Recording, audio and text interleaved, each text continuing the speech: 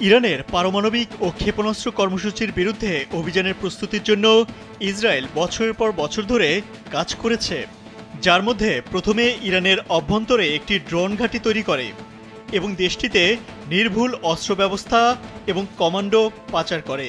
ইসরায়েলের একজন নিরাপত্তা কর্মকর্তা টাইমস অফ ইসরায়েলকে এইসব তথ্য জানিয়েছেন।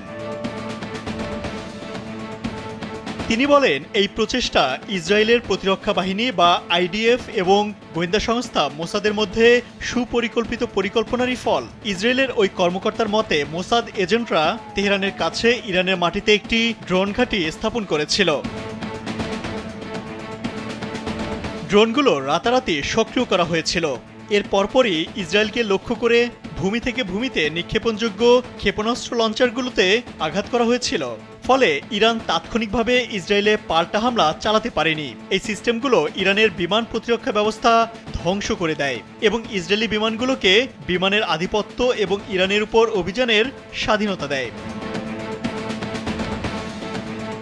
তৃতীয় গোপন প্রচেষ্টা ছিল মধ্য ইরানে বিমান বিধ্বংসী স্থাপনাগুলোর কাছে নির্ভুল ক্ষেপণাস্ত্র মোতায়েন করে মোসাদ কমান্ডোরা। টাইমস অব ইসরায়েলের প্রতিবেদনে আরও দাবি করা হয়েছে, এই অভিযানগুলো স্থানীয় গোয়েন্দাদের চোখ এড়িয়ে ইরানের কেন্দ্রস্থলে পরিচালিত উন্নত প্রযুক্তি, বিশেষ বাহিনী এবং এজেন্টদের যুগান্তকারী চিন্তাভাবনা, সাহসী পরিকল্পনা এবং অস্ত্র পাচার অভিযানের উপর নির্ভর করে করা হয়েছে।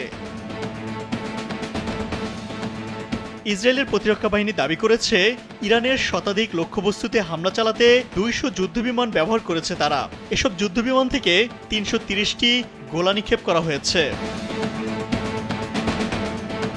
ইমতিয়াজ আহমেদ, কালবেলা।